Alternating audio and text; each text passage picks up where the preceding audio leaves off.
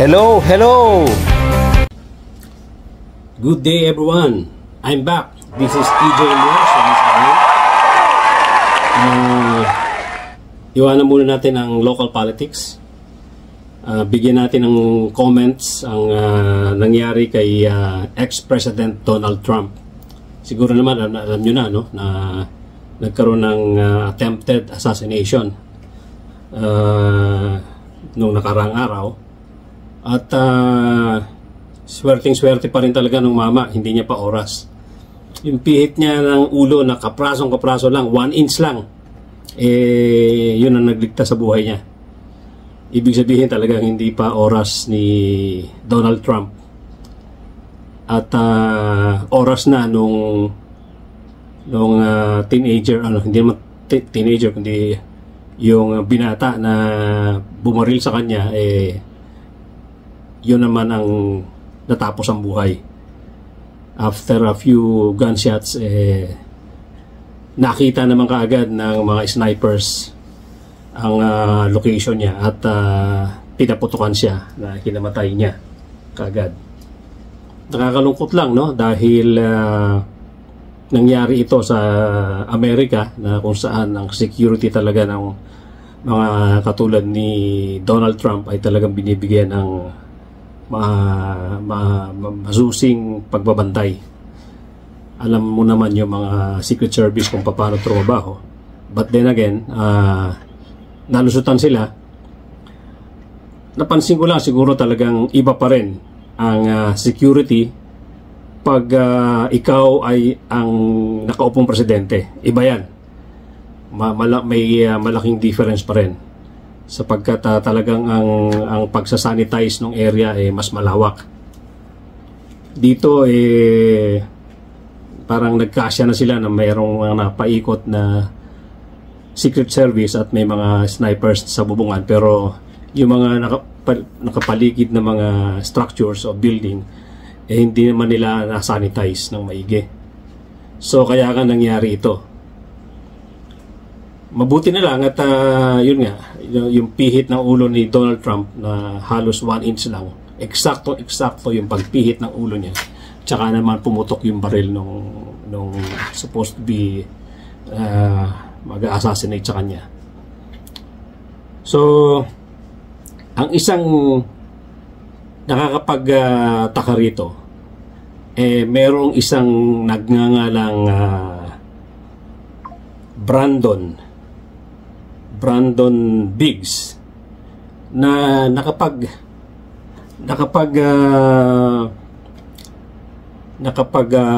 prophesy o nahulaan na may mangyayari kay Donald Trump. 4 months ago ito yung prophecy niya ni Brandon Biggs. Hindi tayo masyadong naniniwala sa mga ganyan, no? Yung mga prophecy na yan at saka yung mga hula-hula. Pero itong ginawa ni Brandon Biggs sa kaiba. Kasi pati yung pagdapli sa tenga ni Donald Trump nakadetalye. Hindi katulad ng mga predictions na lumalabas, tulad na ng mga predictions ni Nostradamus. Masyadong vague, no? Medyo marami kang i-decipher bago maintindihan kung ano yung gusto niyang sabihin o kanyang prophecy. Marami kang pag-aaralan bago ka mag-arrive sa conclusion.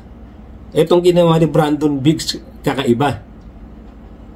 Nakita daw niya na talagang may mag-a-assassinate kay Donald Trump at alam niya, sinabi niya natatamaan sa may tainga. Ang hindi nga lang natin alam kung eksakto yung detalye niya nung sinabi niya pati yung eardrum niya maapektuhan. Of course, hindi naman siguro dahil yung lakas ng putok nasa malayo. Ang layo ng shooter na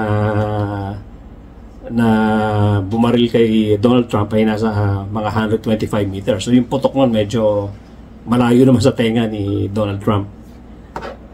So ang yung lang pagdaan ng bala ang kanya maririnig at yun nga, naramdaman niya, humawak agad sa tenga niya. Although sinabi niya nga na isa pang detalye na biglang mapapaluhod si Donald Trump at manunumbalik sa Panginoon kay Jesus Christ. So hindi pa rin natin sigurado yun kung yun ang nasa kalooban o sa kaisipan ni Donald Trump noong oras na yon. So bigyan muna natin ng pansin ang sinabi nung pastor na si Brandon Biggs. Attempt on his life. This bullet flew by his ear and it came so close to his head that it busted his eardrum. Yun, sinabi niya, di ba? Busted yung kanyang eardrum. So, hindi pa natin alam yan. Wala pa namang report or wala pa namang sinasabi ang doktor tungkol doon. Pero sabi ko nga, medyo hindi siguro mangyayari yun dahil yung putok naman na baril sa malayo, about 125 meters away. Pero just the same, kakaiba talaga si Brandon Biggs sa mga ibang nagpa-prophesy na medyo detalyado yung kanyang ginawa. So, tingin ko itong taong to bigla siyang sisikat ngayon, no? Kabi-kabi lang invitation ito sa mga networks ng television at titingnan kung hanggang saan ang kanyang nalalaman at kanyang galing sa pag-prophesy. Pero sabi ko nga, sa lahat ng narinig kong mga prophecy, ito yung pinakamatindi dahil meron siyang detalye.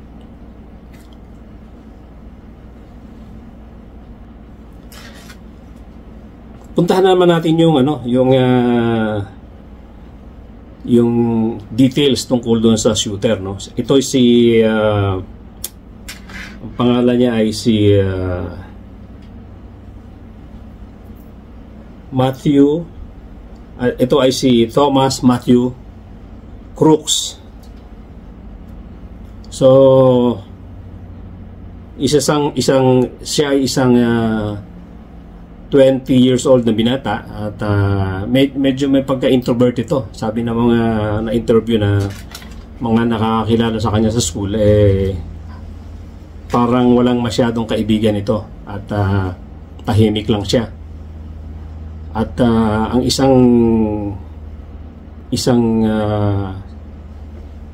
isang ugali nito, ang isang kapansin-pansin sa buhay nito sabi nung isa niyang naging kaklase, halos araw-araw daw nabubuli ito.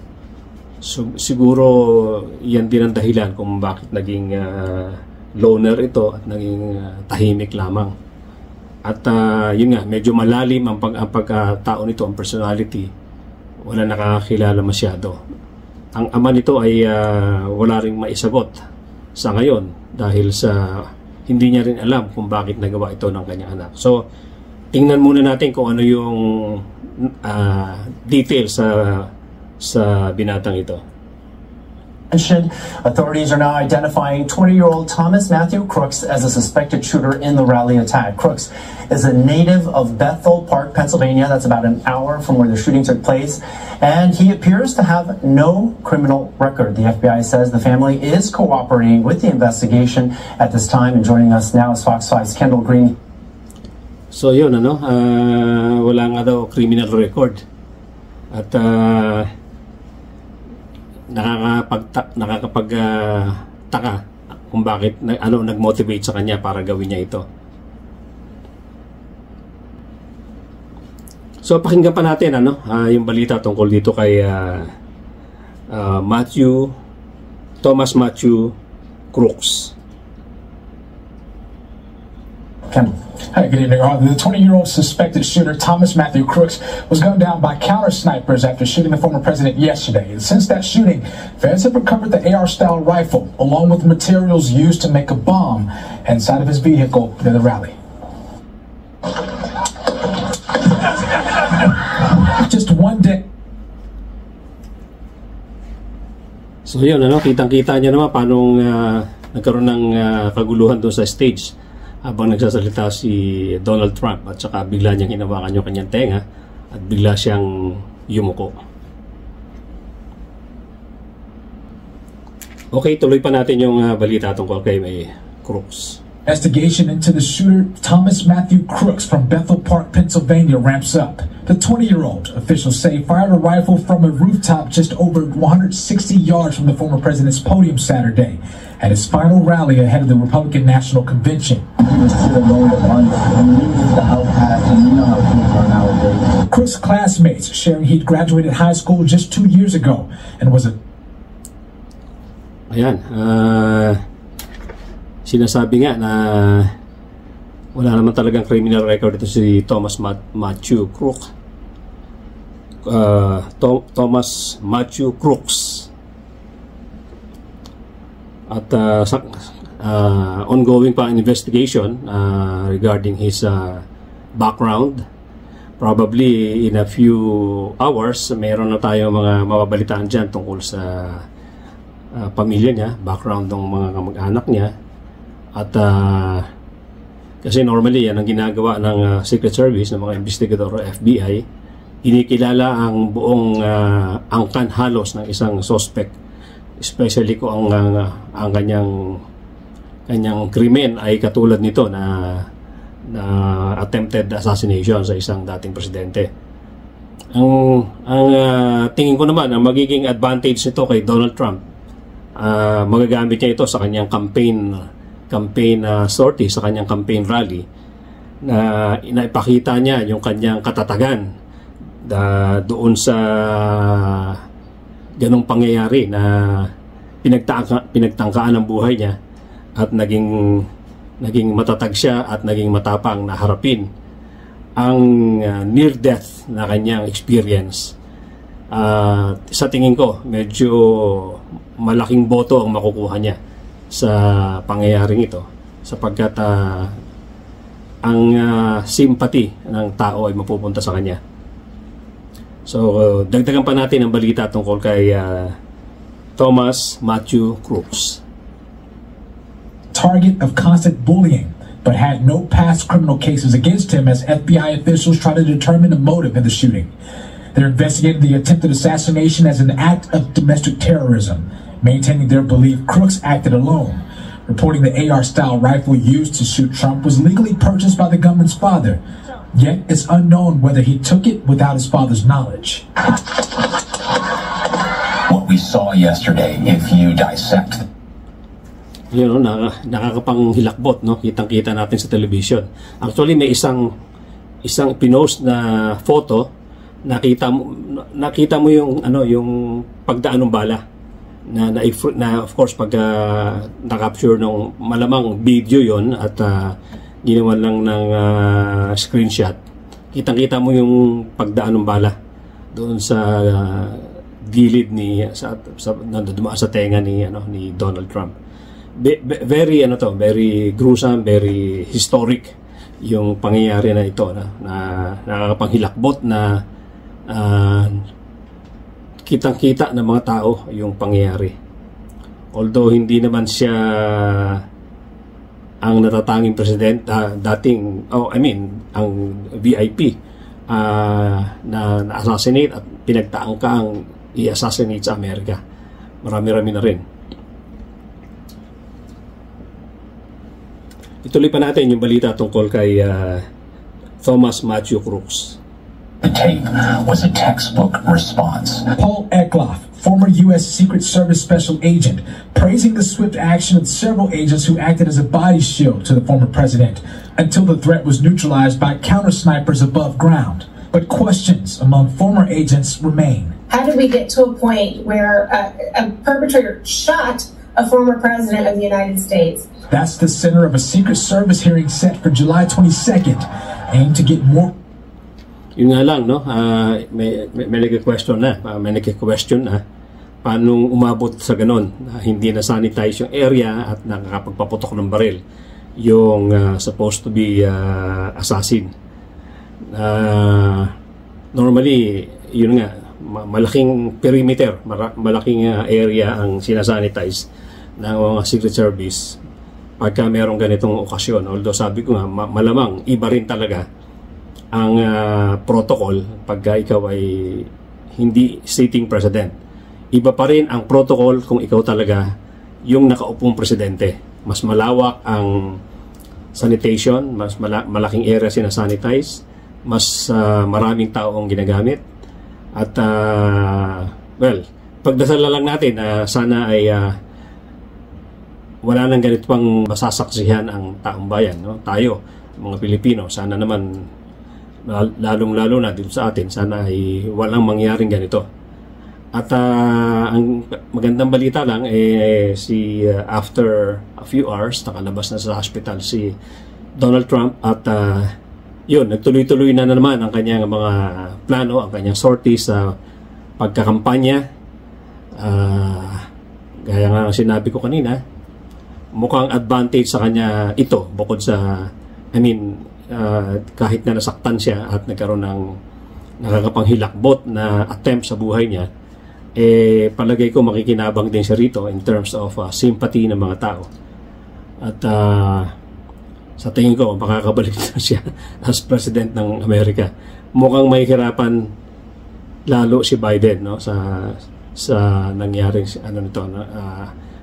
nangyaring assassination attempt kay Donald Trump, madadagdagan ng boto niya. So sa ngayon, yun lang muna ang comments natin, no, at babalik din tayo kaagad. Bibigyan natin ng pansin ang mga latest news locally at abroad. Salamat po